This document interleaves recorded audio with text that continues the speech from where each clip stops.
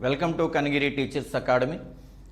మరి మనం 3వ తేదీ జరిగినటువంటి ఎగ్జామ్స్లో ఏవైతే సైకాలజీ క్వశ్చన్స్ ఉన్నాయో morning and evening sessions already 2 వీడియోలు చేసుకొని మనం యూట్యూబ్లో వాటిని అప్లోడ్ చేయడం జరిగింది.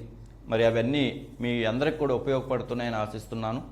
మరి అలాగే 4వ తేదీ ఉదయం జరిగినటువంటి ఎగ్జామినేషన్లో సైకాలజీలో అడిగినటువంటి ప్రశ్నల గురించి ఇప్పుడు మనము మాట్లాడుకుందాం. మరి 4వ తేదీన మార్నింగ్ సెషన్ లాంగ్వేజ్ పండిట్స్ ఏదైతే తెలుగు ఉందో ఆ తెలుగు వాళ్ళకి మార్నింగ్ సెషన్లో అడిగినటువంటి 30 క్వశ్చన్స్ని మనం ఒక్కసారి చూద్దాం. ఈ ప్రశ్నాపత్రాన్ని మనం గమనిస్తే 3వ తేదీ జరిగినటువంటి ప్రశ్నాపత్రంలోని మార్నింగ్ ఈవినింగ్ సెషన్లో ఉండేటువంటి ఒక 2-3 ప్రశ్నలు తిరిగి అదేవిధంగా రిపీట్ అయినట్లుగా కూడా మనకు కనపడుతున్నాయి. అలాగే ఒక కాన్సెప్ట్ మీద కానీ ఒక ఎగ్జామ్లో అడిగితే అదే కాన్సెప్ట్ని బేస్ చేసుకొని వేరే రూపంలో ప్రశ్న కూడా నెక్స్ట్ ఎగ్జామ్స్లో అడుగుతున్నట్లుగా మనకి కనపడుతుంది. చూడండి, క్వశ్చన్ నెంబర్ 1. కోల్బర్గ్ నైతిక వికాస సిద్ధాంతం ప్రకారం శిక్షను తప్పించుకోవడానికి విధేయత కనపరచడం ఈ దశలో జరుగుతుంది. మరి అదే 3వ తేదీ ఎగ్జామ్లో ఏమడిగాడు? కోల్బర్గ్ నైతిక వికాస సిద్ధాంతంలో 14 నుంచి వయోజన దశ వరకు ఉండేటువంటి కోల్బర్గ్ నైతిక వికాస దశను ఏమని పిలుస్తారు అని చెప్పేసి అడిగారు. అంటే వయో పరిమితుల పరంగా అడిగారు, వయోజన దశ కదా. కాబట్టి కోల్బర్గ్ నైతిక వికాస సిద్ధాంతం ప్రకారం according to the Kohlberg moral development theory the stage of obedience for avoiding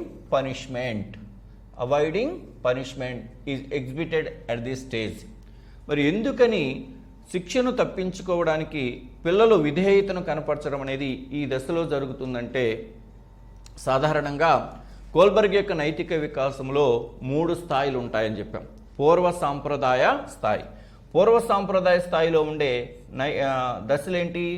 1 శిక్ష, మరొకటి బహుమతి. బహుమతి అనే 2 దశలు ఉంటాయి. శిక్ష, బహుమతి అనేటువంటి 2 దశలు ఉంటాయి. సాంప్రదాయ స్థాయిలో ఉండే దశలేంటి? సాంప్రదాయ స్థాయిలో కూడా ఒక 2 దశలు ఉంటాయి. గుడ్ బిహేవియర్, మంచి ప్రవర్తన. అలాగే రైట్ బిహేవియర్, సరైన ప్రవర్తన. 2 దశలు ఉంటాయి. 3వ దశ మంచి ప్రవర్తన, 4వ దశ సరి అయిన ప్రవర్తన. ఉత్తర సాంప్రదాయ స్థాయిలో కూడా 2 దశలు ఉంటాయి కదా. ఏంటవి? సామాజిక అంశాలపై దృష్టి నిలపడము, అలాగే ఆత్మసాక్షిపై దృష్టి నిలపడం. సామాజిక అంశాలపై దృష్టి నిలపడము, ఆత్మసాక్షిపై దృష్టి నిలపడం అనేది ఉత్తర సాంప్రదాయ స్థాయిలో ఉండేటువంటి 6వ దశ. ఇక్కడ శిక్ష అంటున్నాడు. శిక్ష అనేది ఎక్కడుందమ్మా? పూర్వ సాంప్రదాయ స్థాయి నైతికత. కాబట్టి పూర్వ సాంప్రదాయ స్థాయిలో ఉండే పిల్లలు శిక్షను తప్పించుకోవడానికి మంచిగా ప్రవర్తిస్తారు, బహుమతి కోసం ఆశపడి మంచిగా ప్రవర్తిస్తారు. కాబట్టి దీనికి ఆన్సర్ ప్రీ కన్వెన్షనల్ లెవెల్. మీకు నేను ఇన్స్టిట్యూట్లో మీకు లెసన్ చెప్పేటప్పుడు కూడా నేను చాలా సందర్భాల్లో చెప్పాను. 90% ప్రశ్న ఎక్కడి నుంచి ఇస్తాడంటే ప్రీ కన్వెన్షనల్ మొరాలిటీ నుంచే ఇస్తాడు, పూర్వ సాంప్రదాయ స్థాయి నుంచే ఇస్తాడు. మనకు ప్రశ్నాపత్రంలో శిక్ష లేదా బహుమతి అనే పదాలు కనపడితే అది పూర్వ సాంప్రదాయ స్థాయి నైతికత. కాబట్టి దీనికి ఆన్సర్ పూర్వ సాంప్రదాయ స్థాయి నైతికత అంటే pre conventional morality. Punishment or reward అనేటువంటిది ప్రీ కన్వెన్షనల్ మొరాలిటీకి సంబంధించిన ఓరియంటేషన్స్ అన్నమాట. నెక్స్ట్ క్వశ్చన్ చూడండి. The emotions like fear, anger, jealousy etcetera may adversely affect the. భయము, కోపము, అసూయ లాంటి భావోద్వేగాలు వీటిని తీవ్రంగా ప్రభావితము చేస్తాయి. మరి భయము, కోపము, అసూయ లాంటి అంశాలు సాధారణంగా మనకున్నటువంటి వికాసాల్లో ఉద్వేగ వికాసం అన్నప్పటికీ ఉద్వేగ వికాసం అనేది ఒక మానసిక పరమైనటువంటి అంశం. మానసిక పరమైన అంశం కాకపోతే మనం ఏమంటాము? ఉద్వేగాన్ని ఇంగ్లీష్లో ఏమంటాము? ఎమోషన్ అంటాం. ఉద్వేగాన్ని ఇంగ్లీష్లో ఏమంటారమ్మా? ఎమోషన్ అంటారు.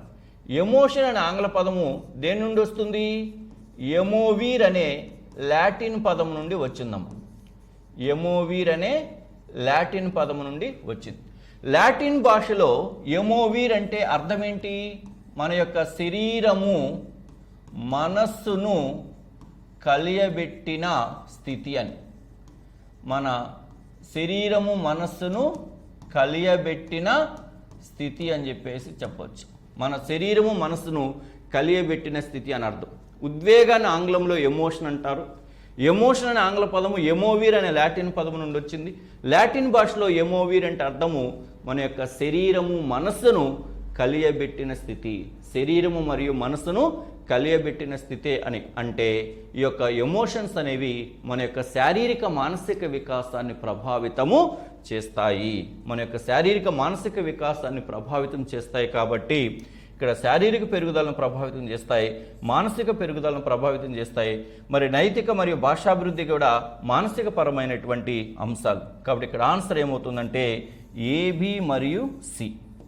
ఏబి మరియు సి.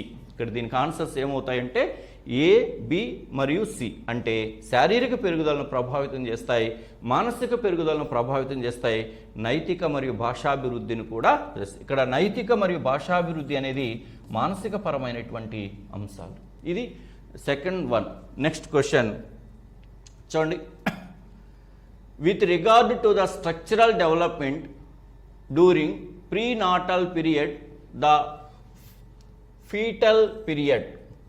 చూడండి, మనము వికాసము రెండు రకాలము. మన వికాసము రెండు రకాలు. ఏంటవి? జనన పూర్వ వికాసము, జననాంతర వికాసము. జనన పూర్వ వికాసము, జననాంతర వికాసము. వికాసం అనేది రెండు రకాలమ్మా. Natal development and pre natal development. అంటే జనన పూర్వ వికాసము, జననాంతర వికాసం. అంటే జనన పూర్వ వికాసము అంటే ఏంటి? తల్లి గర్భాశయం. తల్లి గర్భాశయంలో జరిగే వికాసాన్ని ఏమంటారంటే జనన పూర్వ వికాసం అంటారు. జననాంతర వికాసం అంటే పుట్టిన తరువాత జరిగేటువంటిది వికాసాన్ని ఏమంటారంటే జననాంతర వికాసం అంటారు. పుట్టిన తరువాత జరిగే వికాసాన్ని జననాంతర వికాసం అంటారు. మరి జనన పూర్వ వికాసంలో 3 దశలను గుర్తించారు. జననాంతర వికాసంలో ఎలిజబెత్ తర్లాక్ ప్రకారం ఎన్ని దశలను గుర్తించారమ్మా? 10 దశలను గుర్తించారు. జనన పూర్వ వికాసంలో 3 దశలు, జననాంతర వికాసంలో 10 దశలను గుర్తించడం అనేటువంటిది జరిగింది. మరి ఎలిజబెత్ తర్లాక్ ప్రకారం మానవ వికాస 10 దశలు తెలుసు. మరి జనన పూర్వ వికాసంలో ఉండేటువంటి ఆ 3 దశలు అనేటువంటివి చూడండి. మొదటి 2 వారాలు, ఇది మొదటి దశమ్మ. మొదటి 2 వారాలు పుట్టినప్పటి నుంచి మొదటి 2 వారాల వరకు ఉండేటువంటి దాన్ని జైగోట్ దశ. జైగోట్ దశ అంటే సంయుక్త బీజ దశ. మొదటి 2 వారాలు ఉండేటువంటి దాన్ని ఏమంటారంటే జైగోట్ దశ అని చెప్పేసి పిలుస్తారు. చూడండి, 3వ వారం నుంచి 8వ వారం వరకు ఉండేటువంటిది 2వ దశ అమ్మది. 3వ వారం నుంచి 8వ వారం వరకు ఉండేటువంటి దాన్ని 2వ దశ. ఇది దీన్ని ఎంబ్రియో స్టేజ్ అంటారమ్మ. Embryo stage. ఎంబ్రియో స్టేజ్ దీన్నే భ్రూణ దశ అని లేదా గర్భస్థ పిండ దశ అని చెప్పేసి అంటారు. ఇక 8వ వారం నుంచి జననం వరకు ఉండేటువంటి దాన్ని ఫీటస్ దశ అంటారు. ఫీటస్ దశ అని చెప్పేసి అడుగుతాం. అక్కడ అడిగింది ఏంటి? Foetal period is between. అంటే 8వ వారం నుంచి జననం వరకు ఉండేటువంటి దశని ఏమంటారంటే పిండ దశ అని చెప్పేసి చెప్తారు. పిండ దశ ఇది 3వ దశ అనమాట. మొదటి దశ ఏంటి? తల్లి గర్భాశయంలో అంటే ఇది సంయుక్త బీజం ఏర్పడినప్పటి నుంచి లేదా గర్భాధారణ జరిగినప్పటి నుంచి 2 వారాల వరకు ఉండేటువంటి పీరియడ్ను జైగోట్ సంయుక్త బీజ దశ అంటారు.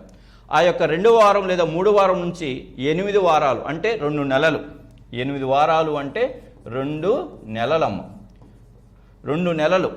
మొదటి 2 వారాలను సంయుక్త బీజ దశని, 2 వారాల నుంచి 2 నెలల వరకు ఉండేటువంటి దాన్ని ఎంబ్రియో గర్భస్థ పిండము లేదా భ్రూణ దశ అంటారు.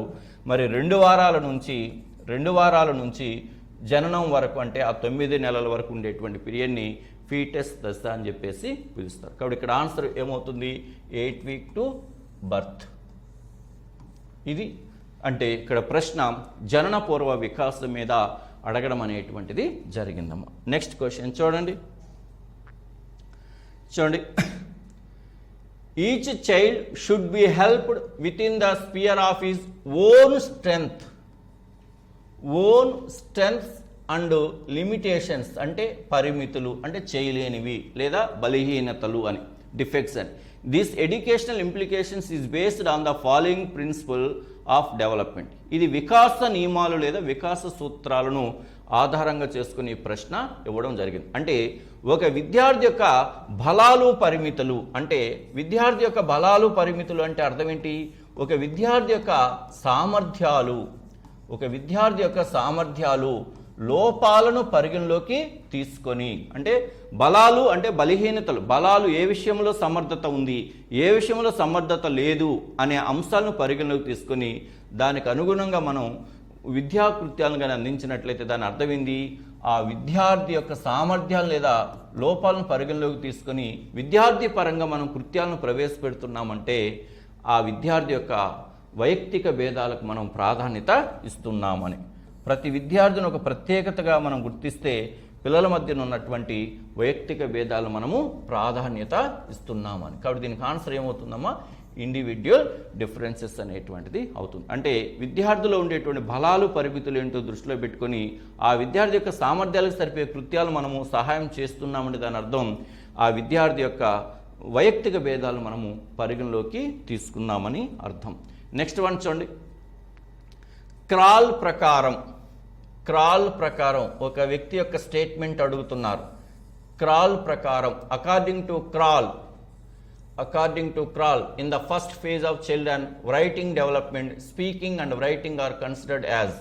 పిల్లల రచనా వికాసంలో మొదటి దశలో మాట్లాడడం వ్రాయడం అనేది ఇలా పరిగణించబడతాయి అనేటువంటి దాన్ని క్రాల్ అనేటువంటి వ్యక్తి యొక్క అభిప్రాయం ఏంటంటే మాట్లాడడము వ్రాయడం అనేటువంటిది వేరువేరు ప్రక్రియలా, లేకపోతే ఒకే ప్రక్రియ, లేదా అవి రెండు భిన్నమైనవా, లేదా అవి రెండు ఇంటిగ్రేటెడ్ సమీకృతమైనవా అని అడుగుతున్నారు.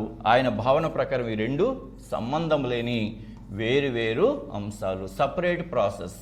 ఇవి రెండు కూడా వేరువేరు ప్రక్రియలు. క్రాల్ అనేటువంటి వ్యక్తి ప్రకారం పిల్లల యొక్క రచనా వికాసంలో మొదటి దశలో వారు మాట్లాడడము మరియు వ్రాయడం అనేది రెండు వేరువేరు ప్రక్రియ. చూడండి, LSRW అంటాం కదా, LSRW మాట్లాడడం, చూడండి రైటింగ్, ఇవి రెండూ కూడా వేరువేరు ప్రక్రియలు అని చెప్పేసి క్రాల్ అనేటువంటి వ్యక్తి అభిప్రాయపడుతున్నాడు. నెక్స్ట్ క్వశ్చన్ చూడండి. Raven's progressive matrices is a an. Already మనకి 3వ తేదీ ఎగ్జామినేషన్లో ఆర్మీ పరీక్షల మీద అడగడం అనేటువంటిది జరిగింది. ఇక్కడ చూడండి, రావెన్స్ ప్రోగ్రెసివ్ మ్యాట్రిసిస్ అనేటువంటిది నాన్ వెర్బల్ టెస్ట్, అశాబ్దిక పరీక్ష, నాన్ వెర్బల్ టెస్ట్.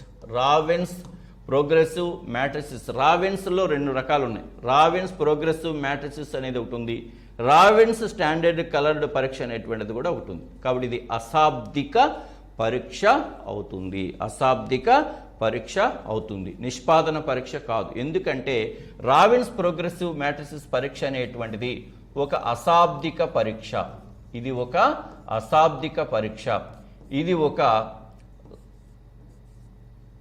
సామూహిక పరీక్ష, ఇది ఒక సామూహిక పరీక్ష, ఇది ఒక పేపర్ పెన్సిల్ పరీక్ష, ఇది ఒక శక్తి పరీక్ష. ఇది రావెన్ స్టాండర్డ్ ప్రోగ్రెసివ్ మ్యాట్రిసిస్ పరీక్ష యొక్క గుణాలు. అది ఒక అశాబ్దిక పరీక్ష, ఒక సామూహిక పరీక్ష, ఒక పేపర్ పెన్సిల్ పరీక్ష, ఒక శక్తి పరీక్ష. మరి ఆ 4 క్యారెక్టర్లు ఇక్కడ ఏముంది? అశాబ్దికం ఉంది. అశాబ్దిక పరీక్ష రావెన్స్ ప్రోగ్రెసివ్ మ్యాట్రిసిస్ టెస్ట్ అనేది ఆల్రెడీ మీకు నేను క్లాస్ చెప్పేటప్పుడు కూడా దీనికి సంబంధించిన ఒక కోడ్ను కూడా మీకు ఇవ్వడము జరిగింది. రావెన్స్ ప్రోగ్రెసివ్ మ్యాట్రిసిస్ అనేటువంటి దాన్ని మీరు ఎలా గుర్తుపెట్టుకోవాలి అనేటువంటి దాని మీద. నెక్స్ట్ క్వశ్చన్ చూడండి. భేదాత్మక సహజ సామర్థ్య పరీక్షలకు చెందిన భాషా వినియోగము స్పెల్లింగ్ పరీక్షలో ఉండే అంశాల సంఖ్య. ఆల్రెడీ నిన్న అంటే 3వ తేదీ జరిగినటువంటి ఈవినింగ్ ఎగ్జామినేషన్ పేపర్లో కూడా దీని మీద ఒక ప్రశ్న ఇవ్వడం అనేటువంటిది జరిగింది. ఆల్రెడీ నేను దీని గురించి అక్కడ డిస్కషన్ చేయడం జరిగింది. మరి ఈ యొక్క డిఏటిబి అనేది ఒక విద్యా సంబంధమైన సహజ సామర్థ్యాల పరీక్ష. మరి ఇందులో 8 ఉప పరీక్షలు ఉంటాయి. 8 ఉప పరీక్షలు ఉంటాయి. మరి ప్రతి పరీక్షలో కూడా కొన్ని ఉప అంశాలు, కొన్ని అంశాలు ఉంటాయని చెప్పేసి మనం మాట్లాడుకున్నాం. ఇక్కడ ఏమంటున్నారంటే భాషా వినియోగం స్పెల్లింగ్ పరీక్షలో ఉండే అంశాల సంఖ్య ఎన్ని అంటే 100. ఎన్నంటే 100 అనేటువంటివి ఉంటాయి. అంశాల సంఖ్య 100 అనేటువంటి ఇవి మరొకసారి ఇవి చూస్తుంది. 8 ఉప పరీక్షల్లో ఒకటి ప్రాదేశిక సంబంధాలు.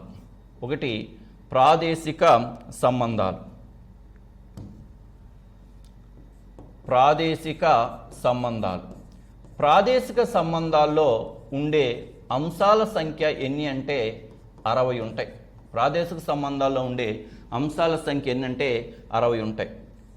ఆ తర్వాత భాషా వినియోగానికి సంబంధించిన దానిలో ఎన్ని అంశాలు ఉంటాయంటే 60 అంశాలు ఉంటాయి. తర్వాత భాషకు సంబంధించిన స్పెల్లింగ్ టెస్ట్లో ఎన్ని ఉంటాయంటే 100 ఉంటాయి. అలాగే అమూర్త వివేచనలో ఎన్ని ఉంటాయంటే 50 ఉంటాయి. అలాగే క్లరికల్ ఎబిలిటీ గుమస్తా సామర్థ్యాలు ఎన్ని ఉంటాయంటే 50 ఉంటాయి. అలాగే యంత్రాలకు సంబంధించినటువంటి పరీక్షలో ఎన్ని అంశాలు, యాంత్రిక సామర్థ్యంలో ఎన్ని ఉంటాయంటే 68 ఉంటాయి. అలాగే శాబ్దిక వివేచనంలో ఎన్ని ఉంటాయంటే 50 ఉంటాయి. అలాగే న్యూమరికల్ ఎబిలిటీ సంఖ్యా సామర్థ్యంలో ఎన్ని ఉంటాయంటే 38. ఇక్కడ అడిగింది ఏంటమ్మా, భాషా వినియోగం spelling, language uses spelling of DAT consist of ఎన్ని అంశాలు ఉంటాయంటే చూడండి, భాషా వినియోగం స్పెల్లింగ్కి సంబంధించి ఇక్కడ ఎన్ని అంశాలు ఉన్నాయి, స్పెల్లింగ్కి సంబంధించి ఇది ఎన్ని అంశాలు ఉన్నాయంటే 100 అంశాలు అనేటువంటివి ఉంటాయి. ఇలా ప్రశ్న మరి 3వ తేదీ ఈవినింగ్ సెషన్లో ఇలాంటి దాని మీద ఒక ప్రశ్న అడగడం జరిగింది. తిరిగి మరలా 4వ తేదీ మార్నింగ్ సెషన్లో కూడా ఒకసారి అడగడం జరిగింది. కాబట్టి అభ్యర్థులు ఈ యొక్క జాబితాను ఒకసారి గుర్తుపెట్టుకోవడానికి ప్రయత్నము చేయండి. నెక్స్ట్ క్వశ్చన్ చూడండి. The interest of the student know through observation is, పరిశీలన ద్వారా తెలుసుకునే విద్యార్థి అభిరుచి ఏంటండి? మరి అభిరుచులను తెలుసుకునేటువంటి పద్ధతులు 4 రకాలుగా ఉన్నాయని మనకు తెలుసు. అభిరుచులను తెలుసుకునే పద్ధతులు 4 రకాలు. ఒకటి ప్రకటిత అభిరుచి, అలాగే వ్యక్త అభిరుచి, అలాగే అతని లేదా ఆమె అభిరుచి, అలాగే అభిరుచి శోధిక. ఇలా 4 మార్గాల ద్వారా వ్యక్తుల యొక్క మనం అభిరుచులను తెలుసుకోవచ్చు. ప్రకటిత అభిరుచి, వ్యక్త అభిరుచి, అలాగే అతని లేదా ఆమె అభిరుచి. కాబట్టి ఇక్కడ ఉన్నటువంటి 4 ఇక్కడ ఏమన్నారు, పరిశీలన ద్వారా తెలుసుకునే విద్యార్థి అభిరుచి, వ్యక్త అభిరుచి ఉంది, దాని గురించి మనం, అవ్యక్త లేదు కదా, దీన్ని అవసరం లేదు. ప్రకటిత అభిరుచి ఉంది, దాని గురించి మనం ఆలోచించాలి. ఇండెడ్ ఇంట్రెస్ట్, దాసిన అభిరుచి, ఇది కూడా లేదు. కాబట్టి ఇలా మనం ప్రశ్న చూడగానే ఎలిమినేషన్లో ఒక 2 ఆప్షన్లు తీసేయచ్చు. ప్రకటిత అభిరుచి ఉంది, వ్యక్త అభిరుచి ఉంది. చూడండి, ప్రకటిత అభిరుచి అంటే అర్థం ఏంటంటే ఒక వ్యక్తికి ఏ విషయాలలో అభిరుచి ఉందో చెప్పమని నేరుగా అడగడం ద్వారా, అంటే నేరుగా అడుగుతున్నాము అంటే ఇక్కడ ఉపయోగించే విధానం ఏంటి, ఇంటర్వ్యూ, మౌఖిక ప్రశ్నావళి. ఒక వ్యక్తికి ఏ విషయాలలో అభిరుచి ఉందో చెప్పమని అడగడం ద్వారా ఆ వ్యక్తి యొక్క అభిరుచిని తెలుసుకుంటే దాన్ని ప్రకటిత అభిరుచి అంటున్నాం. కానీ ఇక్కడ అడిగింది ఏంది, పరిశీలన. నెక్స్ట్ వన్ వ్యక్త అభిరుచి. వ్యక్త అభిరుచి అంటే అర్థం ఏంటంటే ఒక వ్యక్తి ఏ ఏ విషయాలలో ఎక్కువ అవధానాన్ని ప్రదర్శిస్తున్నాడో, అంటే ఏకాగ్రతను ప్రదర్శిస్తున్నాడో గమనించడం ద్వారా, అంటే గమనించడం అంటే ఏంటి, పరిశీలన చేయడం ద్వారా ఆ వ్యక్తి యొక్క అభిరుచులను తెలుసుకుంటే దాన్ని వ్యక్త అభిరుచి అంటారు. కాబట్టి ఇక్కడ వాడే మూల్యాంకన సాధనం ఏంటంటే పరిశీలన. ఒక వ్యక్తిని గమనించడం ద్వారా ఆ వ్యక్తి ఏ ఏ విషయాలలో ఆసక్తిని ప్రదర్శిస్తున్నాడో తెలుసుకునేటువంటి విధానాన్ని వ్యక్త అభిరుచి అని చెప్పేసి అంటారు. ఇక్కడ పరిశీలన ద్వారా తెలుసుకునే విద్యార్థి అభిరుచి manifested interested. Observation through observation, గమనించడం ద్వారా వ్యక్తులు వాళ్ళకి ఎలాంటి విషయాల్లో ఆసక్తి ఉంది, వాళ్ళకి ఎలాంటి విషయాలు ఇంట్రెస్ట్ ఉంది అనేటువంటి విషయాన్ని మనము తెలుసుకుంటాం. కాబట్టి ఇక్కడ ఆన్సర్ ఏమవుతుందమ్మా, వ్యక్త అభిరుచి అవుతుంది. ఇది నెక్స్ట్ క్వశ్చన్ చూడండి. ఇది ఆలోచన రకాల మీద ప్రశ్న అడిగాడు. చూడండి, ఒక సమస్యను పరిష్కరించుకోవడానికి సమాన ప్రాధాన్యం గల అనేక పరిష్కారాలను సూచించడంలో ఈ రకమైన ఆలోచన ఇమిడి ఉంది. Indicating various solutions equal importance. అంటే చూడండి, దీని అర్థమైంది, ఒకే సమస్యకు అనేక పరిష్కార మార్గాలు సూచించడాన్ని ఏమంటారు, విభిన్న ఆలోచన అంటారమ్మా. ఒకే సమస్యకు అనేక పరిష్కార మార్గాలు సూచించడాన్ని ఏమంటారంటే విభిన్న ఆలోచన, డైవర్జెంట్ థింకింగ్. అలా నేను యూట్యూబ్లో ఆలోచన రకాలను ఒక వీడియో చేసి పెట్టాను. దాని బేస్ అయినటువంటి ప్రశ్న ఇది. కాబట్టి ఎవరికైనా ఆలోచన రకాల మీద అంతగా అవగాహన లేకపోతే యూట్యూబ్లో ఉండేటువంటి వీడియోని మీరు కానీ గమనించినట్లయితే మీకు వాటి మీద పూర్తి క్లారిటీ అనేది వస్తుంది. ఒకే సమస్యకు అనేక పరిష్కార మార్గాలు సూచించడాన్ని ఏమంటారంటే విభిన్న ఆలోచన అంటారు, డైవర్జెంట్ థింకింగ్ అంటారు. కాబట్టి ఇక్కడ ఆన్సర్ విభిన్న ఆలోచన. చూడండి, 3 4 ఎంత అంటే 3 4 ఎంత అని ప్రశ్నించినట్లయితే 4 3 అని, లేదా 6 + 6 అని, లేదా 24 / 2. ఇవన్నీ సమాన ప్రాధాన్యతే కదా. 4 3 ఎంత, 12. 6 + 6 ఎంత, 12. 24 / 2 ఎంత, 12. ఇలా ఒకే సమస్యకు అనేక పరిష్కార మార్గాలు, సమాన ప్రాధాన్యం గల అనేక పరిష్కార మార్గాలు సూచించినట్లయితే ఆ ఆలోచన ఏమని పిలుస్తారంటే డైవర్జెంట్ థింకింగ్, విభిన్న ఆలోచన అని చెప్పేసి పిలుస్తారు. చూడండి నెక్స్ట్ క్వశ్చన్.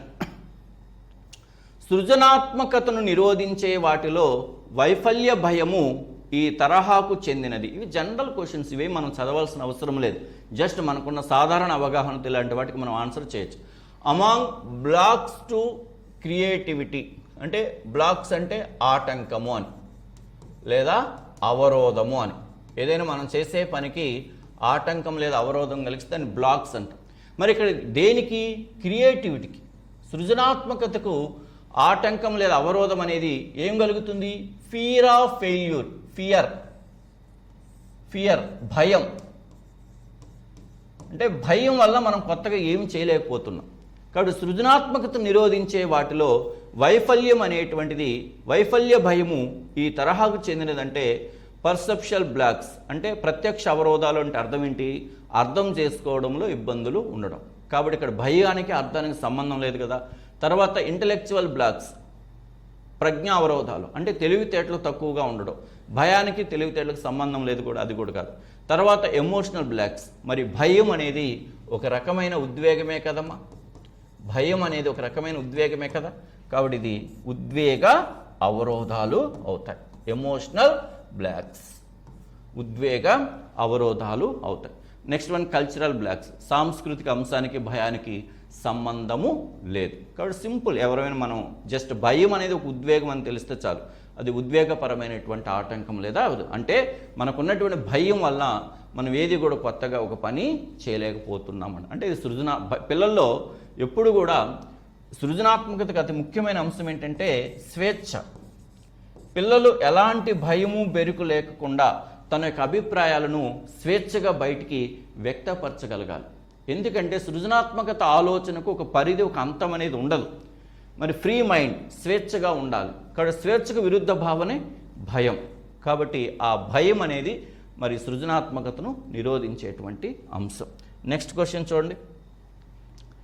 ఇక్కడ ఒక ప్రశ్న చూడమ్మా. All robins are birds, all birds lay eggs, therefore all robins lay eggs, this type of reasoning is అని చెప్పేసి ఇచ్చాడు. చూడండి, రాబిన్లు అన్ని పక్షులు గుడ్లు పెడతాయి కనుక అన్ని రాబిన్లు గుడ్లు పెడతాయి. నాకు తెలిసి ఇక్కడ దీని యొక్క ఫ్రేమింగే తప్పు అని నేను భావిస్తున్నాను, నా ఇండివిజువల్. మరి రేపు వాళ్ళు ఫైనల్కి ఏమి ఇస్తారో చూడాలి. నా దృష్టిలో ఇది కొంచెం స్టేట్మెంటే తప్పు అనిపిస్తుంది. జనరల్గా ఎలా ఇవ్వాలంటే దీన్ని చూడండి, అన్ని పక్షులు గుడ్లు పెడతాయి, అన్ని పక్షులు గుడ్లు పెడతాయి,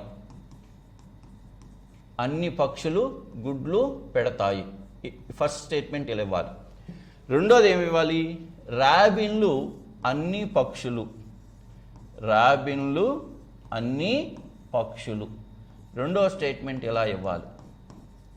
రాబిన్లు అన్ని పక్షులు. కాబట్టి మూడో స్టేట్మెంట్కి ఏమి ఇవ్వాలి? కనుక అన్ని రాబిన్లు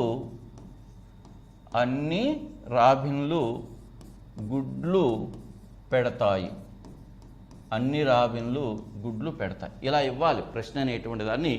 ఎందుకో నాకు కొంచెం అది తప్పుగా ఉందేమో ప్రశ్న అనేటువంటిది నాకు అనిపిస్తుంది. మరి ఇది ఏ రకమైన వివేచన అని చెప్పేసి ప్రశ్న అడిగాడు.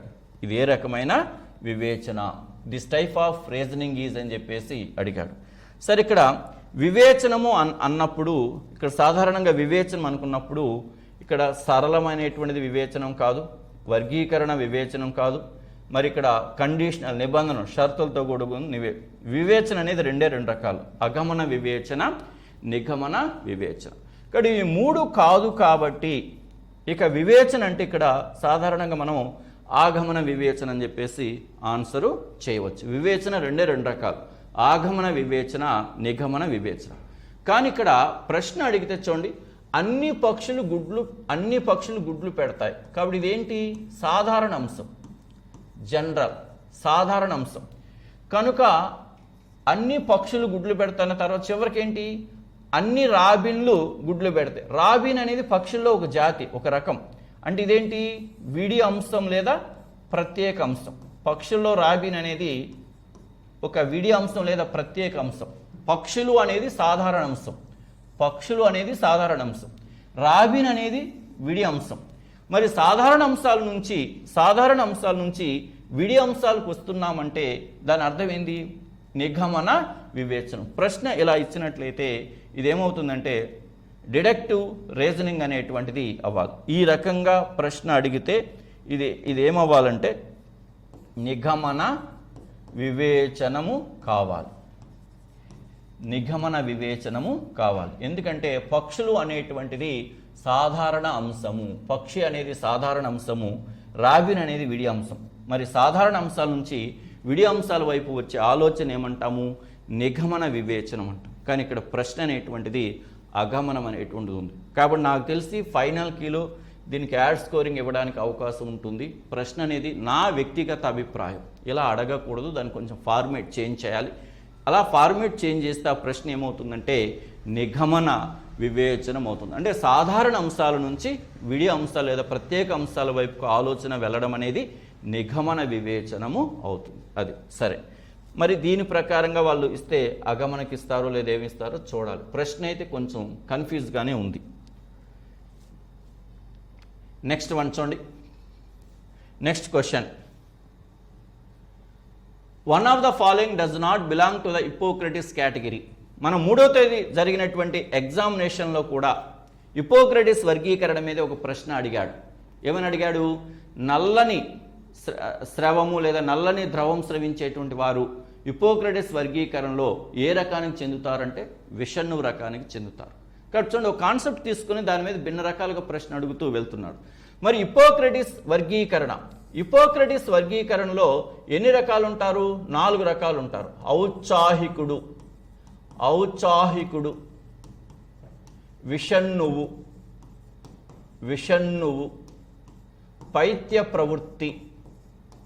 పైత్య ప్రవృత్తి, అలాగే శ్లేష్మ ప్రవృత్తి, పైత్య ప్రవృత్తి, శ్లేష్మ ప్రవృత్తి. మరి వ్యక్తులలో ఉత్పత్తి అయ్యే స్రవాలు లేదా ద్రవాలు ఆధారంగా గ్రీకు వైద్యశాస్త్ర పితామహుడైనటువంటి హిప్పోక్రటీస్ వ్యక్తుల మూర్తిమత్వాన్ని 4 రకాలుగా వర్గీకరించాడు. 4 పేర్లు. చందనిది అన్నాడు. One of the following does not belong to the Hippocrates category. చందనిది అన్నాడు. చూడండి, విషణువు ఉంది, ఔత్సాహికుడు ఉంది, శ్లేష్మ ప్రవృత్తి ఉంది, అంతర్ముఖుడు అనేది లేదు. కాబట్టి ఇక్కడ ఆన్సర్ ఏమవుతుంది? అంతర్ముఖుడు అనేటువంటిది ఇక్కడ ఇంట్రోవర్ట్స్, యంగ్ వర్గీకరణ. ఇది బహిర్వర్తనులు, అంతర్వర్తనులు. ఎక్స్ట్రోవర్ట్స్ అండ్ ఇంట్రోవర్ట్స్ అనేటువంటిది యంగ్ వర్గీకరణ. అంతర్ముఖుడు అనేటువంటిది ఎవరి వర్గీకరణ అంటే యంగ్ వర్గీకరణ, హిప్పోక్రటీస్ యొక్క వర్గీకరణ కాదు. కాబట్టి ఇది సింపుల్గానే ఉంది ప్రశ్న. హిప్పోక్రటీస్ వర్గీకరణలో లేనిదంటే మరి హిప్పోక్రటీస్ వర్గీకరణ 4 రకాలు మనకు గుర్తుండాలి. ఔత్సాహికుడు, విషణువు, పైత్య ప్రవృత్తి, శ్లేష్మ ప్రవృత్తి అనేటువంటి 4 రకాలు గుర్తుంటేనే లేనిదేందో మనం ఐడెంటిఫికేషన్ చేయగలుగుతాం. కాబట్టి దీనికి ఆన్సర్ అంతర్ముఖుడు. నెక్స్ట్ క్వశ్చన్ చూడండి. One of the following is not subjectivity test. క్రింది వాణిలో ఒకటి విషయనిష్ట పరీక్ష కాదు.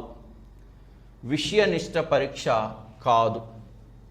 చూడండి, తెలుగు వెర్షన్కి ఇంగ్లీష్ వెర్షన్కి ట్రాన్స్లేషన్లో తేడా ఉంది. ఇక్కడ సబ్జెక్టివిటీ అంటే అర్థం ఏంటంటే ఇక్కడ విషయము కాదు.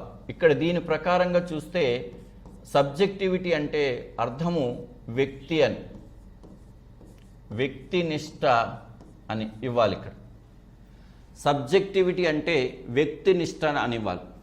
ఒకవేళ ఇది విషయనిష్ట అనుకుంటే ఇక్కడ ఏమి ఇవ్వాల్సి వస్తుంది? ఆబ్జెక్టివిటీ అని ఇవ్వాలి. ఆబ్జెక్టివిటీ అని ఇవ్వాలి. కాబట్టి ఇంగ్లీష్ వెర్షన్కి తెలుగు వెర్షను వేరు రకాలుగా ఉన్నది. కాబట్టి ఈ ప్రశ్న తప్పు. ఈ ప్రశ్న అనేటువంటిది తప్పు అన్నమాట. అంటే ట్రాన్స్లేషన్లో దోషము ఉంది. మరి ఇక్కడ one of the following is not subjectivity test. ఇక్కడ 4 పరీక్షలు ఇచ్చాడు. వ్యక్తి అధ్యయనం అనేటువంటిది ఒక సబ్జెక్టివిటీ టెస్ట్. బయోగ్రఫీ అనేది కూడా ఒక సబ్జెక్టివిటీ టెస్ట్. అబ్జర్వేషన్ అనేటువంటిది కూడా ఒక సబ్జెక్టివిటీ టెస్ట్. క్వశ్చనైర్ కూడా మనం అడుగుతాం ప్రశ్నలు, వాళ్ళు సమాధానము చెప్తారు. వాళ్ళు సమాధానం చెప్పేదాని మీద ఆధారపడు. వాస్తవంగా చూస్తే ఇవన్నీ కూడా సబ్జెక్టివిటీ. వాళ్ళు చెప్పేటువంటి అభిప్రాయం మీదే ఫలితం అనేటువంటిది ఆధారపడి ఉంటుంది. కొంచెం ఎక్కువ తక్కువ ఉండొచ్చు, కానీ ఇవన్నీ కూడా సబ్జెక్టివిటీ టెస్టులే. కాబట్టి ఈ ప్రశ్న అడిగిన తీరు తప్పు. నాట్ సబ్జెక్టివిటీ టెస్ట్ అంటున్నారు. అన్ని సబ్జెక్టివిటీ టెస్ట్లే. ఒకవేళ ఇంగ్లీష్ వెర్షన్ ప్రకారంగా కానీ అడిగినట్లయితే కొంతవరకు ఈ ప్రశ్నావళిని తీసుకోవచ్చు. క్వశ్చనైర్ని కంటే కూడా జస్ట్ కొంతవరకు ఈ పరిశీలన మనం తీసుకోవచ్చు. మనం గమనిస్తాం కాబట్టి, గమనించి తెలుసుకుంటాం కాబట్టి ఇంగ్లీష్ వెర్షన్ ప్రకారంగా కానీ తీసుకుంటే కొంతవరకు ఆన్సర్ ఏమవుతుందంటే అబ్జర్వేషన్ అనేటువంటిది అవుతుంది. Is not subjectivity test. మనం గమనించి తెలుసుకుంటాం కాబట్టి, మనం ఏదైతే చూస్తామో అది మనం తెలుసుకుంటాం కాబట్టి వాళ్ళు చెప్పే అభిప్రాయం కంటే కూడా మనం తీసుకునే అభిప్రాయం మీదే ఆధారపడి ఉంటుందన్నమాట. అది ఏదైనా ఈ ప్రశ్న అనేటువంటిది రాంగ్ అనమాట. నెక్స్ట్ చూడండి. నెక్స్ట్ రక్షణ తంత్రాల మీద ప్రశ్న అడగడం. One of the following is related to projection defence mechanism. Projection అంటే అర్థం ఏంటి? నిందారోపణ చేయడం. ప్రొజెక్షన్ అంటే నిందారోపణ చేయడం, అంటే అవమానించడము అని. చూడండి, ఈ క్రింది వాణిలో ఒకటి ప్రక్షేపణ రక్షణ తంత్రానికి సంబంధించినది. చూడండి, తన లోపాలను ఇతరులకు ఆపాదించడం.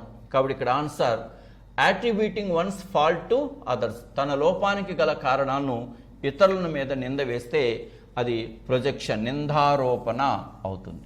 నిందారోపణ అవుతుంది. చూడండి, సహేతుకంగా లేని పనులను సమర్థించుకునే కారణాలు చెప్పడం, ఇదేమవుతుంది? హేతుకీకరణం అవుతుంది, రేషనలైజేషన్ అవుతుంది, హేతుకీకరణం అవుతుంది. తన కోపాన్ని తక్కువ స్థాయి వ్యక్తుల మీద చూపడం ఏమవుతుంది? డిస్ప్లేస్మెంట్.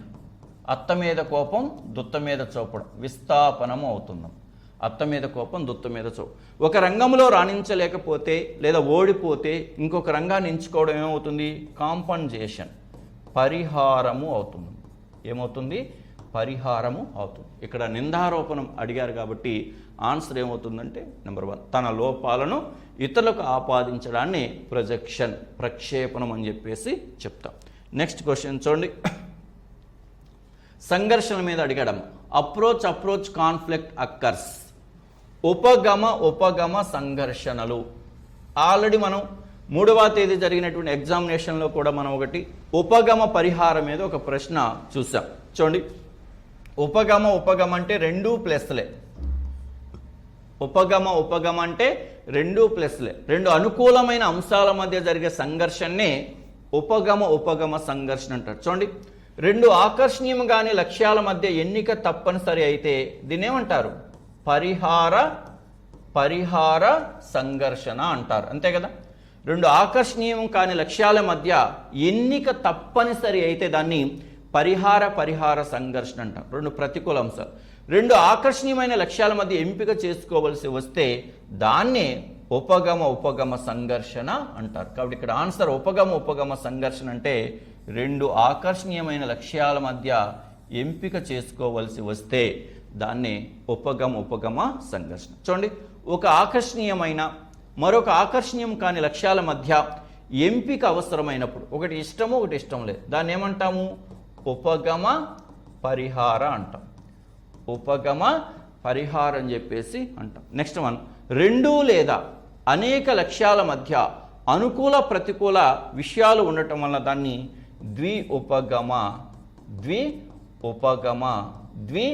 ద్విపరిహార అని చెప్పేసి పిలుస్తారు. ద్విపరిహార అని చెప్పేసి పిలుస్తారు. చాలా సింపుల్. 2 అనుకూలమైనవైతే ఉపగమ, 2 ప్రతికూలమైనవైతే పరిహార, ఒక అనుకూలము మరొక ప్రతికూలమైతే ఉపగమ పరిహార. కాబట్టి ఇక్కడ ఉపగమ అనే దానికి ఆన్సర్ 2 ఆకర్షణీయమైన లక్ష్యాల మధ్య ఎంపిక చేసుకోవలసి వస్తే. నెక్స్ట్ చూడండి, the variable that undergo changes during experiment. ఈ యొక్క ప్రయోగాత్మక పద్ధతిలో ఇచ్చాడు మనకి. శిశు వికాస్ అధ్యయన పద్ధతిలో ప్రయోగాత్మక పద్ధతి ఏదైతే ఉందో ఆ ప్రయోగాత్మక పద్ధతిలో చరాల మీద ప్రశ్న అడిగాడు. చూడండి, ప్రయోగములో మార్పునకు గురయ్యే చరము పరతంత్ర చరం. మార్పును కలుగు చేసేది స్వతంత్ర చరం అనేది మార్పును కలుగు చేస్తుంది. మార్పును కలుగు చేసేది స్వతంత్ర చరం. పరతంత్ర చరం అనేది మార్పుకు లోనవుతుంది, అంటే గురి అవుతుంది, మార్పుకు లోనవుతుంది. కాబట్టి స్వతంత్ర చరం ఏమవుతుందంటే ఇక్కడ కారణము అవుతుంది, పరతంత్ర చరం ఏమవుతుందంటే ఇక్కడ ఫలితము అవుతుంది. అందుకనే కారణ ఫలితాన్ని అవగాహన చేసుకోవడానికి ఉపయోగపడే పద్ధతే ప్రయోగాత్మక పద్ధతి. కాబట్టి the variable that undergo changes during experiment అంటే డిపెండెంట్ వేరియబుల్, మార్పుకు లోనయ్యే చరమే పరతంత్ర చరం, అంటే దానికి స్వతంత్ర ఉనికి అనేది ఉండదు. నెక్స్ట్ క్వశ్చన్ చూడండి, పిల్లల జీవితంలో కొన్ని సంఘటనలను పరిశీలించి నమోదు చేయడాన్ని ఇలా అంటారు. Observing and recording some incidents in children. ఒక విద్యార్థి జీవితంలో మనం జనరల్గా చెప్తాం, ఒక శిశువు జీవితంలో జరిగే ముఖ్యమైన సంఘటనలను ఉన్నట్లుగా నమోదు చేసి వ్యాఖ్యానించేదే ఎనాక్డోటల్ రికార్డ్, ఉపఖ్యాన పద్ధతి.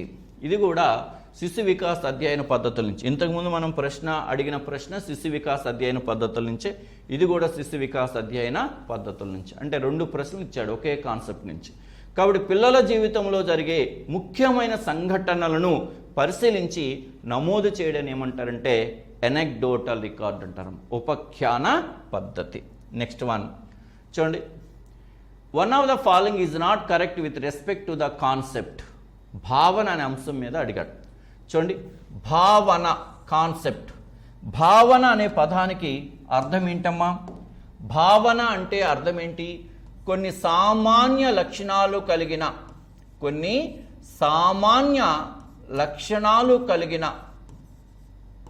లక్షణాలను కలిగిన ఒక ఉద్దీపన తరగతిని ఏమంటారు? భావన అంటారు. ఇదే కదా భావన అంటే. సామాన్య లక్షణాలు కలిగిన ఒక ఉద్దీపన తరగతినే భావన అంటారు. మరి మనకు ఈ భావనలు ఏర్పడడం అనేటువంటిది పరిసరాల్లో మనకు ఎదురయ్యేటువంటి అనుభవాల మీద ఆధారపడి ఉంటుంది. మరి పరిసరాలు ఎదురయ్యేటువంటి అనుభవాలు మన అందరికి ఒకే రకంగా ఎదురవుతాయా? కాబట్టి ఒకే రకంగా ఎదురు కావు. కాబట్టి ఈ భావనలకు సంబంధించి కూడా వ్యక్తుల్లో భిన్న అభిప్రాయాలు ఉంటాయి. చూడండి, భావన గురించి క్రింది వాణిలో ఒకటి సరి అయినది కాదు. ఒకే రకమైన వస్తువులు విషయాల గురించే భావన అందరికీ ఒకేలా ఉంటుంది. అందరికీ ఒకేలా ఉంటుంది. చూడండి, అందరికీ ఒకేలా ఉంటుంది. చూడండి, తర్వాత భావన అనేది ఒక విషయం గురించి మనకు తెలిసిన మొత్తము. ఇది వాస్తవమే. భావన స్థిరమైనది కాదు, ఎల్లప్పుడూ మారుతూ ఉంటుంది. అది కూడా నిజమే. భావన ఆలోచన ప్రక్రియలో ఒక భాగము. ఈ మూడు కరెక్టే భావనకు సంబంధించి. కానీ మన అందరిలో ఒకే రకంగా ఉండదు, అందరికి ఒకేలా ఉండదు. కాబట్టి దీనికి ఆన్సర్ ఏమవుతుందంటే 1 అవుతుందమ్మ. ఒకే రకమైన వస్తువులు విషయాల గురించిన భావన అందరికీ ఒకేలా ఉండదు. అందరికి ఒకేలా ఉండదు కాబట్టి మన మధ్య భిన్న వాదనలు వస్తాయి, భిన్న అభిప్రాయాలు మనలో ఏర్పడతాయి. ఇది భావనకు సంబంధించి సరి అయినది కాదు. అంటే అందరికి ఒకేలా ఉండదు భావనకు సంబంధించి. నెక్స్ట్ క్వశ్చన్ చూడండి, ఇది కొత్తగా నేర్చుకున్న విషయాలు అంతకుముందు నేర్చుకున్న విషయాల పునఃస్మరణకు అవరోధం కలిగించినట్లయితే ఇలా అంటారు. ఇది మనకి స్మృతి విస్మృతి అనేటువంటి చాప్టర్లో విస్మృతి సంభవించడానికి గల కారణాలు ఏమిటి అనే దగ్గర అవరోధం అనేటువంటి దాని గురించి మాట్లాడతాం. పాత విషయాలు అడ్డు వస్తే దాన్ని పురోగమన అవరోధమని, కొత్త విషయాలు అడ్డు వస్తే దాన్ని తిరోగమన అవరోధమని, మీకు నేను క్లాసులో వీటిని ఎలా గుర్తుపెట్టుకోవాలనేటువంటిది కొండ గుర్తులతో సహా మీకు చెప్పాను. పాత విషయాలు అడ్డు వస్తే పురోగమన అవరోధము, కొత్త విషయాలు అడ్డు వస్తే తిరోగమన అవరోధం. చూడండి, ఇక్కడ కొత్తగా నేర్చుకున్న విషయాలు అంతకుముందు నేర్చుకున్న విషయాల పునఃస్మరణకు అవరోధము కలిగించినట్లయితే దాన్ని ఎలా అంటారు అంటే, అంతకుముందు నేర్చుకున్న విషయాలు అంటే ఏంటి? పాత విషయాలు. అంటే పాత విషయాలను పునఃస్మరణకు అడ్డొస్తున్నాయి? కొత్త విషయాలు అడ్డొస్తున్నాయి. కాబట్టి కొత్త విషయాలు అడ్డు వస్తే దాన్ని ఏమంటారు? తిరోగమన అవరోధము. కాబట్టి కొత్త విషయాలు అడ్డు వస్తే తిరోగమన అవరోధం. ఎప్పుడైనా గుర్తుపెట్టుకోండి, కొత్త విషయాలు అడ్డొస్తున్నాయంటే అది తిరోగమన అవరోధము, పాత విషయాలు అడ్డొస్తున్నాయంటే అది పురోగమన అవరోధం. ఇక్కడ ఏమంటున్నాడు? కొత్తగా నేర్చుకున్న విషయాలు అంతకుముందు నేర్చుకున్న విషయాల పునఃస్మరణకు అవరోధం కల్పించినట్లయితే ఇలా అంటారు. అంటే పాత విషయాలను గుర్తుకు తెచ్చుకోవడానికి కొత్త విషయాలు అడ్డు వస్తే దాన్ని తిరోగమన అవరోధం. సింపుల్గా మీరు ఏం గుర్తుపెట్టుకోవాలంటే, పాత విషయాలు అడ్డు వస్తే పురోగమనము, కొత్త విషయాలు అడ్డు వస్తే తిరోగమనం. ఇక్కడ కొత్త విషయాలు అడ్డు వస్తున్నాయి కాబట్టి దీన్ని ఏమంటారు? తిరోగమన అవరోధం అని చెప్పేసి పిలుస్తాం. నెక్స్ట్ వన్ చూడండి, next question. 1 of the following is not the principle of trial and error theory. ఇది అభ్యసన సిద్ధాంతాలకు సంబంధించి యత్నదోషణ అభ్యసన సిద్ధాంతం యొక్క నియమము కాదు అని చెప్పి నెగటివ్ స్టేట్మెంట్ ఇస్తున్నాడు. అంటే యత్నదోషణ అభ్యసన సిద్ధాంతానికి సంబంధించి క్రింది వాణిలో సరికానిది. 1 of the following is not the principle of trial and error theory. యత్నదోషణ అభ్యసన సిద్ధాంతాన్ని ప్రతిపాదించిన వ్యక్తి ఎవరమ్మా? L Thorndike. అలా కూడా అడగొచ్చు. యత్నదోషణ అభ్యసన సిద్ధాంతాన్ని ప్రతిపాదించిన వ్యక్తి ఎవరు? L Thorndike. చూడండి, యత్నదోషణ అభ్యసన సిద్ధాంతం నియమం కాదంటున్నాడు. చూడండి, నేర్చుకోవడంలో ఎంపిక మరియు సంధానం ఇమిడి ఉంటుంది. అందుకే కదా యత్నదోషణ అభ్యసన సిద్ధాంతాన్ని ఎంపిక సిద్ధాంతం అంటాము. అలాగే కనెక్టివ్ థియరీ లేదా బంధనాల సిద్ధాంతం అని కూడా అంటారు. కాబట్టి ఇది యత్నదోషణ అభ్యసన సిద్ధాంతం నియమమే. అభ్యసనము అభివృద్ధి చెందేది అంతర్దృష్టి కాదు, ఇన్సైట్ కాదు కదా. యత్నదోషణ అభ్యసన సిద్ధాంతానికి అంతర్దృష్టి అభ్యసన సిద్ధాంతం పూర్తి విరుద్ధం. కాబట్టి ఇది కూడా అంతర్దృష్టి కాదంటున్నాడు. కాబట్టి ఇది కూడా నియమం కాదు. అభ్యసన పరోక్షమైనది మరియు ఆలోచనల ద్వారా ప్రభావితము అవుతుంది. మరి యత్నదోషణ అభ్యసన సిద్ధాంతంలో ఆలోచనకి ఎలాంటి సంబంధము ఉండదు. కాబట్టి ఇక్కడ ఆన్సర్ ఏమవుతుందంటే 3వ అవుతుంది. Answer learning is indirect and mediated by ideas. ఆలోచన మీద ఇది ఆధారపడి ఉండదు, ఇది నియమము కాదు. అభ్యసనం అనేది సంధానం ఏర్పడిన దాని ఫలితం. మొదట స్టేట్మెంట్ని మళ్ళీ రిపీటెడ్గా ఇచ్చారు. కాబట్టి ఇక్కడ ఆన్సర్ ఏమవుతుందంటే అభ్యసన పరోక్షమైనది మరియు ఆలోచన ద్వారా ప్రభావితము అవుతుంది. కాబట్టి ఇక్కడ యత్నదోషణ అభ్యసన సిద్ధాంతం అనేది ఇది ప్రత్యక్షమైనది మరియు ఆలోచన ద్వారా ఇది ప్రభావితము కాదు, ప్రభావితం అవుతుందన్నాడు, ఆలోచన మీద ఆధారపడదు. యత్నదోషణ అభ్యసన సిద్ధాంతం అనేది యాదృచ్ఛికంగా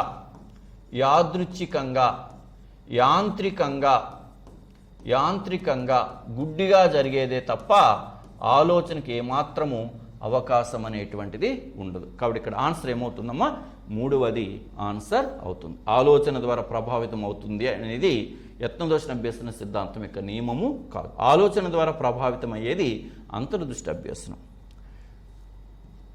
చూడండి నెక్స్ట్, సేమ్ దాన్ని బేస్ అయ్యే ఇక్కడ అలాంటిది సింపుల్గా అడిగాడు. క్రింది వాణిలో ఒకటి సరి అయినది కాదు. 4 సిద్ధాంతాలు ఇచ్చాడు, 4 వ్యక్తులు ఇచ్చారు. వాళ్ళు ప్రతిపాదించినటువంటి అభ్యసన సిద్ధాంతాల గురించి one of the following is not correct. Pavlo classical condition, Pavlo శాస్త్రీయ నిబంధన సిద్ధాంతం, ఇది సరైన మ్యాచింగే కదా. శాస్త్రీయ నిబంధన సిద్ధాంతాన్ని రూపొందించింది ఎవరు? పావ్లో. తార్నడైక్ యత్నదోషణ అభ్యసన సిద్ధాంతాన్ని ప్రతిపాదించాడు, ఇది కూడా కరెక్టే.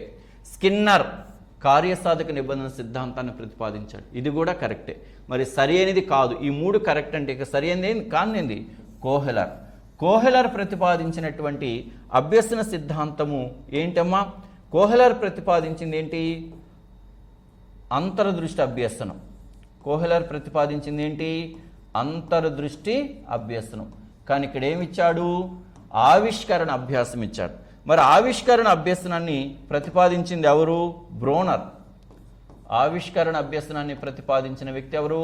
బ్రోనర్. కాబట్టి ఇక్కడ ఆన్సర్ రాంగ్ ఏంటంటే కోహెలర్. ఒకటి సరి అయినది కాదు అంటే కోహెలర్ ఆవిష్కరణ అభ్యసనం అనేటువంటిది ఎవరిదంటే బ్రోనర్ది. కోహెలర్ అభ్యసనం ఏంటంటే అంతర్దృష్టి అభ్యసనం. ఇలా ఒక మిస్ మ్యాచింగ్ టైప్లో ఇచ్చినటువంటి క్వశ్చన్. కాబట్టి ఇక్కడ ఆన్సర్ కోహెలర్ డిస్కవరీ లెర్నింగ్ అనేది సరి అయినది కాదు.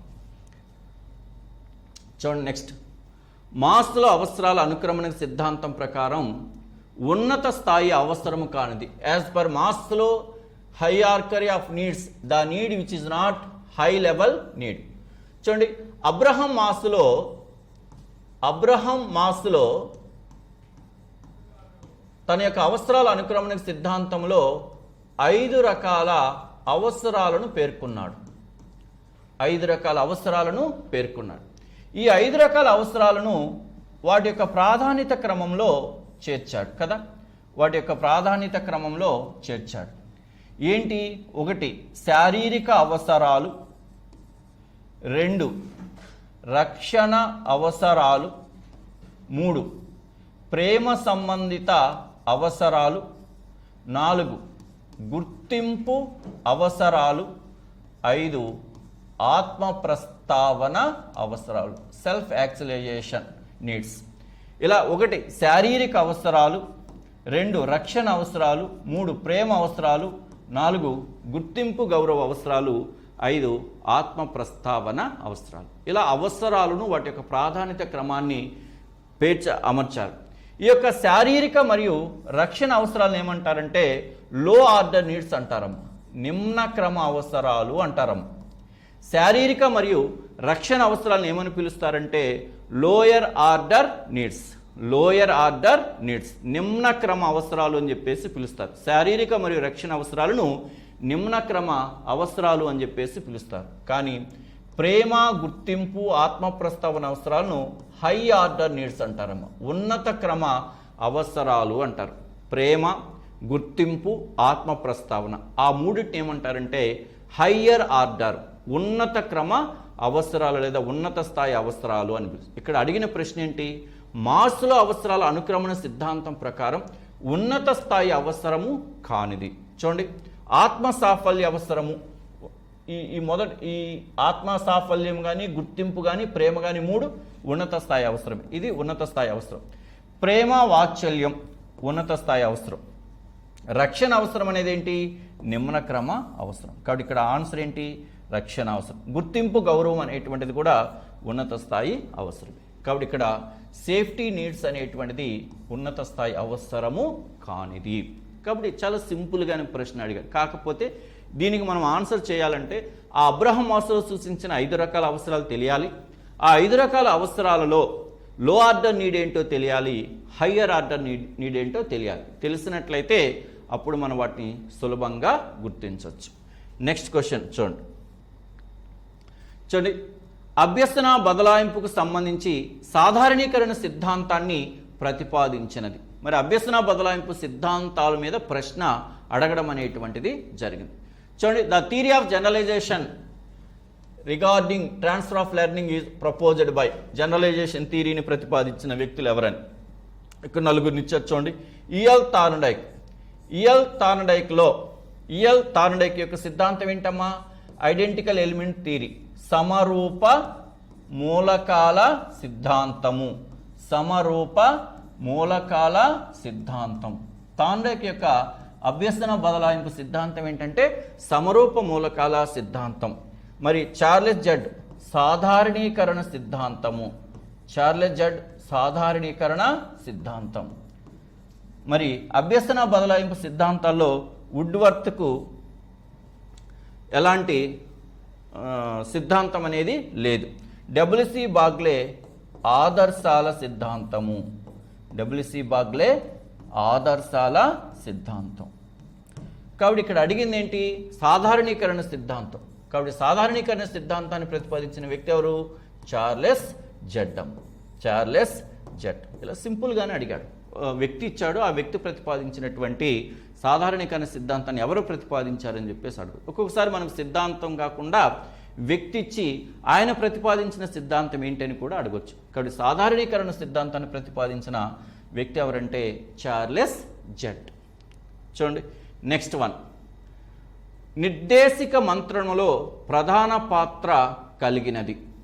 ఇది మనకి గైడెన్స్ అండ్ కౌన్సిలింగ్ అనేటువంటి చాప్టర్లో, మార్గదర్శకత్వము మంత్రణము అనే చాప్టర్లో గైడెన్స్ అండ్ కౌన్సిలింగ్, మార్గదర్శకత్వం అండ్ మంత్రణము అనే చాప్టర్ మీద అడిగినటువంటి ప్రశ్న. మరి ఇక్కడ మంత్రణము ఎన్ని రకాలు? 3 రకాలు. మంత్రణము ఎన్ని రకాలంటే 3 రకాలు. మంత్రణం అనేది ఎన్ని రకాలంటే 3 రకాలు. ఒకటి డైరెక్టివ్ కౌన్సిలింగ్, నిర్దేశిత మంత్రణము. డైరెక్టివ్ కౌన్సిలింగ్, నిర్దేశిత మంత్రణము. మరొకటి నాన్ డైరెక్టివ్, అనిర్దేశిత మంత్రణము. Non directive counselling. అలాగే మూడవది మిశ్రమ లేదా దార్శనిక లేదా శ్రేష్ఠ గ్రహణ మంత్రణము. ఇలా మంత్రణము ఎన్ని రకాలు అంటే 3 రకాలు. అంటే ఏదైనా ఒక సమస్య ఏర్పడినప్పుడు ఆ సమస్య పరిష్కారానికి తగిన పరిష్కార మార్గాలు చూపేదే మంత్రణం. మరి ఇక్కడ నిర్దేశిత మంత్రణాన్ని ప్రతిపాదించిన వ్యక్తి ఎవరంటే విలియం సన్ అండ్ డార్లీ. అనిర్దేశిత మంత్రణాన్ని ప్రతిపాదించిన వ్యక్తి ఎవరంటే కార్ల రోజర్స్.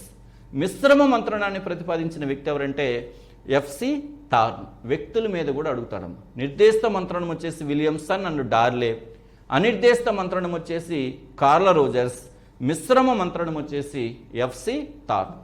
ఇక్కడ నిర్దేశిత మంత్రణంలో ప్రధాన పాత్ర ఎవడు పోషిస్తాడు అంటే కౌన్సిలర్. నిర్దేశిత మంత్రణంలో ప్రధాన పాత్ర పోషించేది ఎవడంటే కౌన్సిలర్.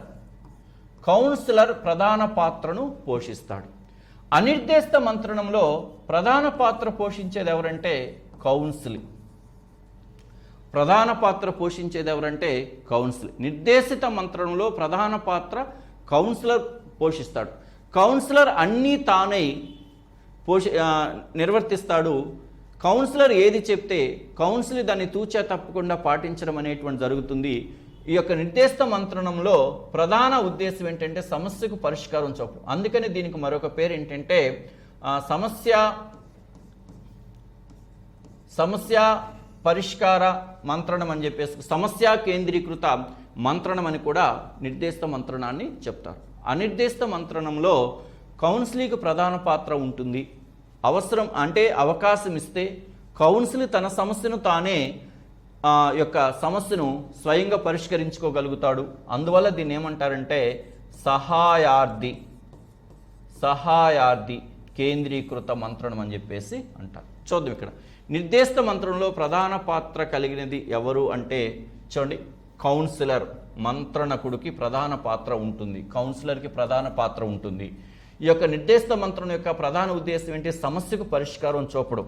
అందువల్ల దీన్ని సమస్య కేంద్రీకృత మంత్రణం అని చెప్పేసి కూడా అంటారు. కాబట్టి ఇక్కడ నిర్దేశిత మంత్రంలో ప్రధాన పాత్ర ఎవరిది అంటే కౌన్సిలర్ది ఉంటుంది ప్రధాన పాత్ర. దాని యొక్క ఉద్దేశం ఏంటంటే ప్రాబ్లం సాల్వ్ చేయడం, సమస్యను పరిష్కరించడం. కాబట్టి ఇక్కడ ఆన్సర్ బి మరియు సి, బి మరియు సి. కాబట్టి కౌన్సిలర్ ప్రధాన పాత్ర పోషిస్తాడు. దానికి మరొక పేరు ఏంటంటే సమస్య కేంద్రీకృత మంత్రణం. నెక్స్ట్ క్వశ్చన్ చూడమ్మా, వాలటైల్ మెమొరీ ఈజ్, ఇది మనకి ఎగ్జామినేషన్లో ఐసీటీ నుంచి అడిగినటువంటి క్వశ్చన్. ఇది ఈ ఐసీటీకి సంబంధించి మీకు డిఈడి టెక్స్ట్ బుక్లో ఏదైతే పార్ట్ ఏ పార్ట్ బి ఉందో దాన్ని నీట్గా ప్రిపేర్ అయితే చాలా. వేరే కొత్తగా ఏమి ఇవ్వడం లేదు. మీరు కంప్యూటర్ అని చెప్పేసి రకరకాలుగా మీరు చదవాల్సిన అవసరం లేదు. కాదు కొంచెం ఇక్కడ పదాన్ని మార్చాడు, వాలటైల్ మెమొరీ ఈజ్ అని చెప్పేసి. చూడండి, సాధారణంగా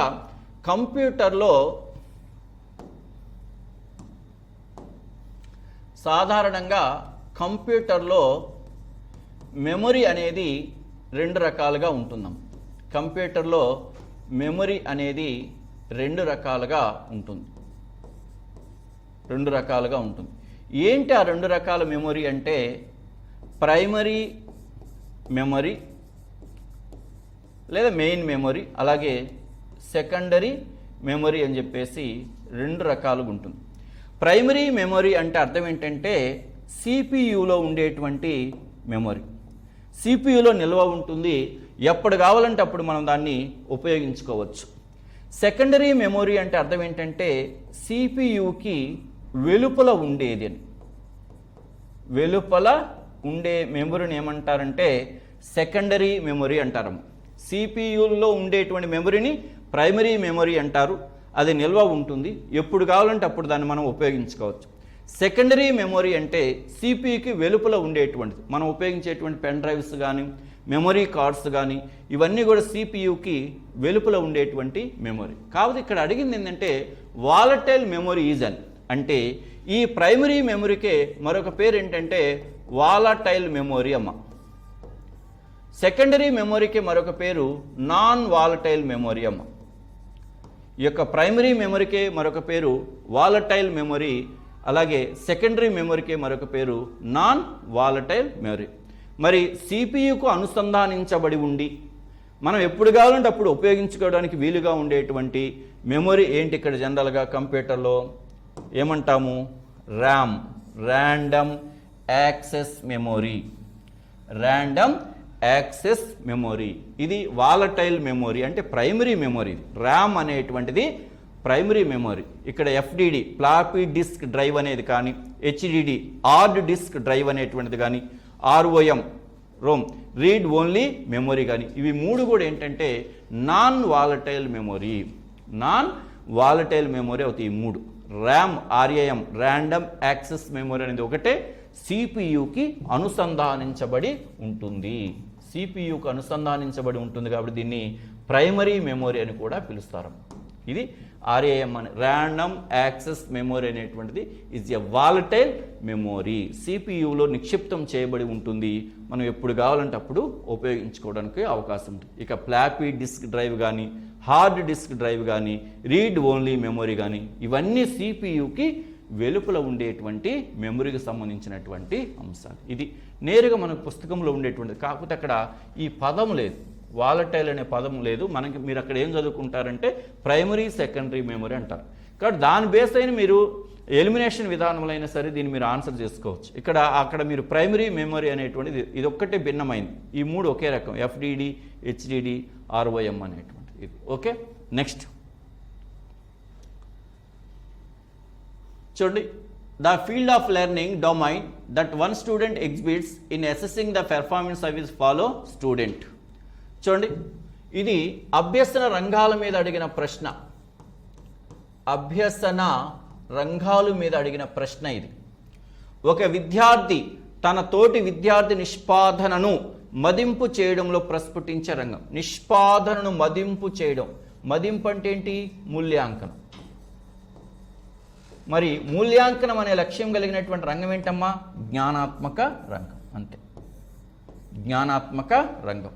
జ్ఞానము, అవగాహన, వినియోగము, విశ్లేషణ, సంశ్లేషణ, మూల్యాంకనం 6వ లక్ష్యం. కాబట్టి కాగ్నిటివ్ అసెస్మెంట్ అనేటువంటిది మదింపు అన్న మూల్యాంకనం అన్న అర్థం ఒకటి. ఇది ఏ రంగానికి సంబంధించిందంటే జ్ఞానాత్మక రంగానికి సంబంధించింది. నెక్స్ట్ వన్ చూడండి. One of the following is not characteristic feature of project based learning. ఇది పెడగాగి పార్ట్లో మనకి మెథడాలజీ బేసిస్లో అడిగినటువంటి ప్రశ్న. ప్రాజెక్టు ఆధారిత అభ్యసన లక్షణము కానిది అన్నాడు. ప్రాజెక్ట్, మరి ప్రాజెక్ట్ అన్నా కృత్యం అన్నా ఒకటే కదమ్మా. మరి ప్రాజెక్ట్ అనేది విద్యార్థి కేంద్రీకృతమా ఉపాధ్యాయ కేంద్రీకృతమా? ఇది విద్యార్థి కేంద్రీకృతం కదా. విద్యార్థి స్వయంగా నేర్చుకోవడానికి ప్రోత్సహించేటువంటి బోధనా పద్ధతే ప్రాజెక్టు పద్ధతి. అంటే కృత్యాల ద్వారా విద్యార్థులు స్వయంగా నేర్చుకుంటాడు. People centred or student centred. చూడండి, క్రింది వానిలో ఒకటి ప్రాజెక్ట్ ఆధారిత అభ్యసన లక్షణము కాదు అంటున్నాడు. అంటే నెగటివ్ స్టేట్మెంట్ అంటున్నాడు, కానిది అని అడుగుతున్నాడమ్మా. చూడండి, ఇది అభ్యాసి కేంద్రీకృతము, it is learner centred. Project పద్ధతి అనేది విద్యార్థి కేంద్రీకృతమే కదా, మనకు అందరికీ తెలుసు. అభ్యాసి అన్న, విద్యార్థి అన్న, శిశువు అన్న అర్థం ఒకటే. ఇది అభ్యాసకుని ప్రేరణకు సహకరిస్తుంది. మరి విద్యార్థి కేంద్రీకృతం అనేటువంటిది ఎల్లప్పుడూ ఆ అభ్యాసకునికి ప్రేరణ సహకరిస్తుంది. ఇది పాజిటివ్ క్యారెక్టర్, లక్షణం కాదు అన్నది. ప్రాజెక్టులు నిర్దిష్టమైన ముఖ్యమైన విద్యా లక్ష్యాలను నిర్దేశిస్తాయి. చూడండి, project serve specific significant educational goals. చూడండి, అక్కడ ప్రాజెక్టులు నిజమైన పాఠ్యాంశాలకు మళ్లింపులు లేదా జోడింపులు. చూడండి, ప్రాజెక్ట్ అనేటువంటివి నిజమైన పాఠ్యాంశాల నుంచి మళ్లింపులు లేదా జోడింపులు అంటున్నాడు. కాబట్టి projects are diversion or added on the real curriculum. Real curriculum నుంచి బయటికి వెళ్ళదు. రియల్ కరికులం నుంచి బయటికి వెళ్తే ఆ ప్రాజెక్టుకి విలువ అనేటువంటిది ఉండదు. ఎప్పుడు కూడా ప్రాజెక్టులు అనేటువంటివి మనకున్న కరికులంను ప్రతిబింబించే విధంగా ఉండాలే తప్ప కరికులంలో లేని అంశాలను కానీ లేదా ఉన్న అంశాలను కానీ తొలగించడం కానీ ఉండదు. కాబట్టి ఇక్కడ answer project is or diversion or added on to the real curriculum. ప్రాజెక్టులు నిర్దిష్ట ముఖ్యమైన విద్యా లక్ష్యాలను నిర్దేశిస్తాయి, ఆ విద్యా లక్ష్యాలను సాధించడానికి ఉపయోగిస్తాయి. కాబట్టి మొదటి 3 ప్రాజెక్టు పద్ధతి యొక్క లక్షణం కానిది 4వది. ప్రాజెక్టులు నిజమైన పాఠ్యాంశాలకు మళ్లింపులు లేదా జోడింపులు అనేది ఆన్సర్. అది లక్షణము కాదు. ప్రాజెక్టులు అనేవి నిజమైన పాఠ్యాంశాల నుంచి వేరుగా చెప్పడం అనేటువంటిది జరగదు, లేదా నిజమైన పఠ్యాంశాలు కొత్తగా తెచ్చి చేర్చడం కూడా జరగదు. అది నెక్స్ట్ వన్ చూడండి. బోధనలో పథక రచనకు అమలుపరిచే దశ. ఇది దేనికి సంబంధించిందంటే బోధనా దశలకు సంబంధించిందమ్మ. Teaching phases. ఫిలిప్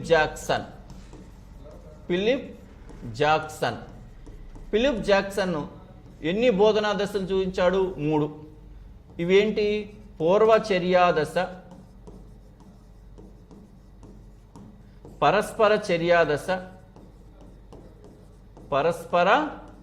దశ, అలాగే చర్యాంతర దశ, లేదా దీన్నే పూర్వ బోధన దశ, బోధనా దశ, బోధనాంతర దశ, పరస్పర చర్యా దశ. ఈ 3. పూర్వ చర్యా దశ ఏంటి? ప్రణాళిక. మనం ఏదైనా సరే బోధనకు సంబంధించిన ప్రణాళికని ఏర్పాటు చేసుకునేటువంటి దశే పూర్వ చర్యా దశ. పరస్పర చర్యా దశలు ఏం చేస్తాం? ప్రణాళికను అమలు చేస్తాం. చర్యాంతర దశలు ఏం చేస్తాం? మూల్యాంకనం చేస్తాం. ఆ ప్రణాళిక ఎంతవరకు నెరవేరిందో మూల్యాంకనం చేపట్టేటువంటిదే చర్యాంతర దశ. బోధనలో పథక రచనను అమలుపరిచే దశ అన్నాడు. పథక రచన అమలుపరిచే దశ అంటే ఏంటి? పరస్పర చర్య దశ. ఇది ఇంటరాక్టివ్ పేర్స్. ఇది పరస్పర చర్య దశ. పూర్వ చర్యా దశలో ప్రణాళిక వేస్తాం, పథకాలు వేస్తాం. ఆ పథకాలను పరస్పర చర్యా దశలో అమలు చేస్తాం. ఆ పథకాలు ఎంతవరకు అమలైందో చర్యాంతర దశ, పోస్ట్ రియాక్టివ్ పేజ్లో దాని మూల్యాంకనం చేపట్టడం అనేటువంటిది జరుగుతుంది. కాబట్టి ఇక్కడ పరస్పర చర్య దశ. నెక్స్ట్ వన్ లాస్ట్ క్వశ్చన్ చూడండి. మరి 3వ తేదీ జరిగినటువంటి ఎగ్జామ్లో కూడా అడిగినటువంటి ప్రశ్న, మరలా ఇది రిపీటెడ్ అయినటువంటి క్వశ్చన్.